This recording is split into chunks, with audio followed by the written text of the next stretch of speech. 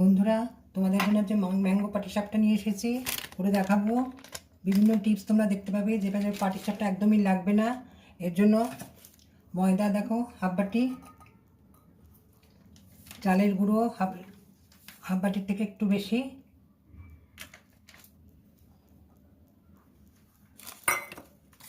সুজি দেবো half half, সবগুলো দিয়ে দিলাম। এটা ভালো করে চেলে নেবো। তোমরা কিন্তু যখনই করবে খুব ভালোভাবে চেলে নেবে, যেন লাম্পস না বাঁধে।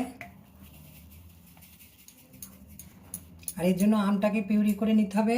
আমটা দেখো পিউরি করা আছে। এবার দুধ দিয়ে আম দিয়ে এটা আমি গুলে নেবো। এটার মধ্যে আম দিয়ে, আমের যে কাতটা ছিল সেই কাতটা দিয়ে দেখো দুধটা ভালো করে ব্যাটারটা বানিয়ে নিলাম। সুজি, ময়দা আর চালের গুঁড়ো দিয়ে।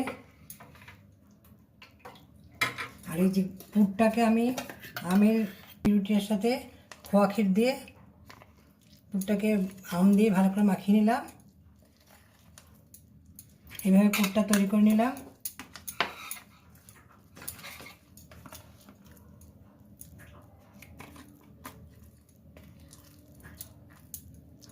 এটা হিমসাগর আমের পিউরি, ওই জন্য খুব ভালো স্মেল বেরোচ্ছে।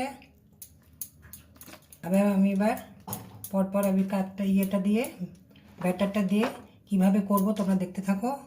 বেগুনের বোটাতে তেল লাগিয়ে এটা ভালো করে ঘষে নিলাম। তোমরা তেল, ঘি যা ইচ্ছা করতে পারো।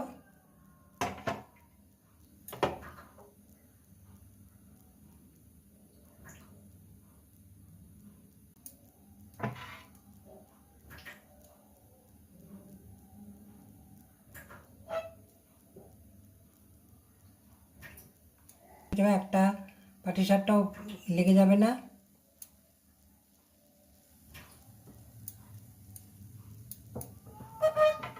এবার এই পুরটা থেকে একটু পুর দিয়ে দেবো।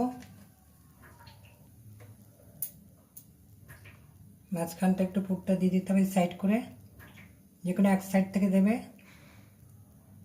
দেখো তোমাদের আরেকটা করে দেখাচ্ছি, তোমরা এবার দেখলেই বুঝতে পারবে।